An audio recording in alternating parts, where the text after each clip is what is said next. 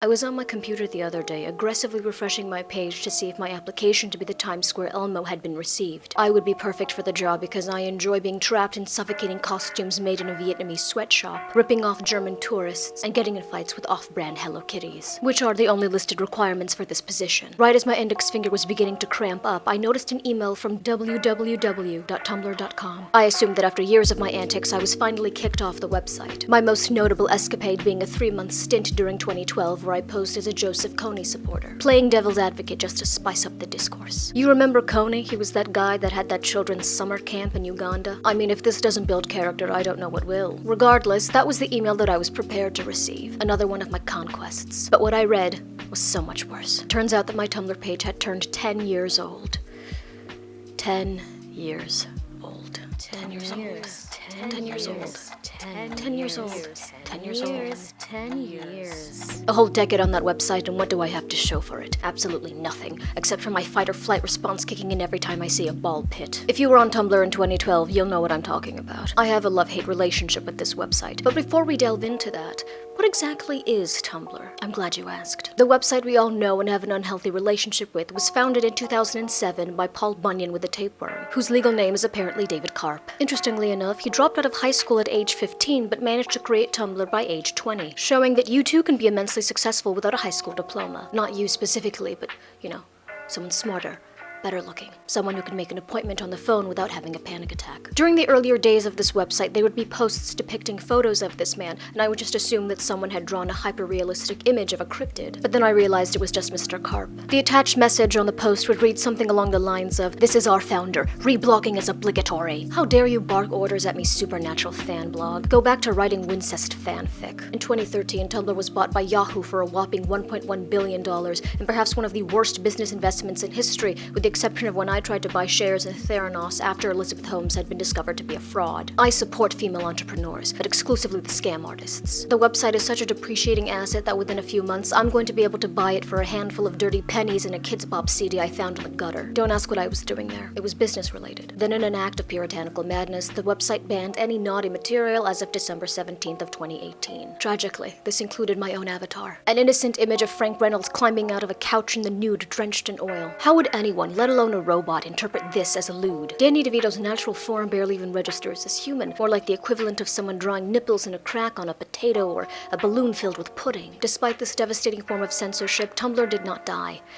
No. This website is a cockroach. Not even a nuclear blast could kill it. It still, however, remains the best social media outlet for one reason. Having followers on this website means absolutely nothing. There used to be a time when popular bloggers, like the infamous Pizza, could potentially make money off of sponsored posts. Or was that one of the things that got her in trouble?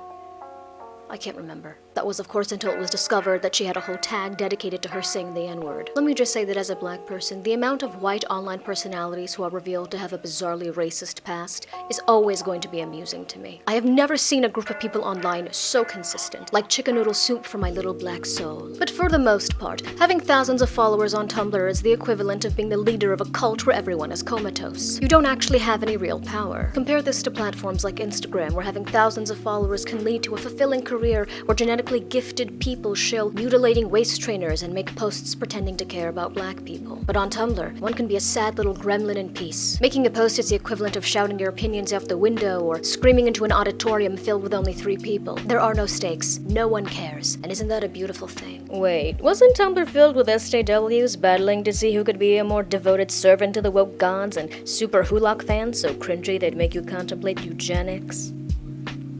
Yes. I suppose it's time to delve into the horrors of Tumblr. No, God! No, God, please, no! No! No! No! The political discourse on this website can only be described as a 12-year-old engaging in a virtual screaming match with a 25-year-old over whether or not the concept of gingerbread men is problematic. Both participants arguing with the dedication of Johnny Cochran during the O.J. Simpson trial. And then, of course, there was Super Hulak, the abominable bastard child resulting from the unholy threesome of Supernatural, Doctor Who, and Sherlock. This fandom had the sensitivity of a rotting tooth, mainly because this fandom was comprised primarily of hormonal middle and high school kids who, to be fair, were just trying to find an escape from their mundane lives of pimple popping and taking Am I Gay quizzes, their detailed threads in which they threatened violence upon anyone who dared insult them, or their precious omniscient detective Slender Man, Space Daddy, or poster child for queer baiting can still be found if I scroll long enough on my dashboard. Seeing those posts after so many years makes me feel like an archaeologist, unearthing an artifact that was thought to be lost to time. But only if said artifact was the equivalent of an ancient fan-made, overly voluptuous clay statuette of Judy Hopps from Zootopia, the kind that makes you glad that whatever civilization was responsible for its creation is now gone. I assume that the now adult-aged members of the Super Hulock fandom will look back at the posts that they made with the same horror and disgust reserved for Vietnamese vets looking at the atrocities they committed on those innocent villagers. Nowadays, I've made the transition onto YouTube, a platform consisting of creators in one of these following categories. Young influencers fueled purely by their own narcissism and crushed Adderall, kept relevant by their hordes of prepubescent fans that serve as a constant reminder that we should have never given children rights. Increasingly bizarre ASMR channels that I'm not going to lie I actually enjoy. Yes, that's right. Abduct me. I only get head tingles if the roleplay scenario involves an alien. Nightmare-inducing nursery rhymes produced in some Indian or Russian internet farm, repeatedly consumed by slack-jawed toddlers who've trained their mostly useless fingers how to use an iPad. Sketch comedy that ranges from the genuinely great to those so poorly written and uncreative that I assume they're shown to North Korean children to strengthen their hatred for America. Traditionally attractive, vaguely ethnic parents, or more often disturbingly Aryan families exploiting their genetically gifted children for views. Miscellaneous weirdos making riveting content, the type of videos you shouldn't leave playing in front of your parents or else they'll ask you to start seeing your therapist again. They are the true backbone of YouTube if you ask me. DIY videos with thumbnails so bright and saturated just so much as glancing at them for more than a few seconds feels like getting beaten with a neon-colored sign. Commentary/reaction channels ranging from people actually making funny jokes about the content to the more common variety of random couples staring at videos and occasionally making comments while trying to not drool out of their mouths. Mukbangs where tiny Asian women consume copious amounts of food. These are actually surprisingly calming. At the rate that I consume this content, I'm going to end up being semi-fluent in Korean by the end of the summer. Anya Hasayon. Am I right, ladies? Grown adults shamelessly clickbaiting children and pervs alike by disturbingly dangling cleavage in front of them. I'm still not sure how this is legal. You know what? I'm gonna snitch. 911. I'd like to report a clickbaiter. What do you mean that's not a crime? Highlighter and contour addicted beauty gurus who range from harmless and actually talented to people so toxic they've almost made me homophobic. Kids' toy review channels where the money printing machines, kids, are forced by their parents to cut their playtime in half and record a review for the new Star Wars action figure of J.J. Abrams that says, "I will ruin your franchise" when you pull a string on its back. If you're real quiet, you can hear one of the parents whispering, "You better keep a smile on your face this whole time, gosh darn it. Mommy wants to buy a new beach house." Relatable vloggers either being quirky in their rooms or jetting around the whole world, reminding everyone at home watching that maybe if they too were rich and pretty and maybe didn't have a lazy eye, they could also be happy and loved. Prank channels where Craigslist hired actors have to pretend to find these men charming. Occasionally they make flaccid attempts at social commentary so poorly executed they accidentally create even more bigots. And finally, irrelevant monotone YouTubers making content that gets 10 views on a good day, a category which I fall into. Now, of course, not everything on Tumblr was horrible. In fact, there were quite the number of highlights.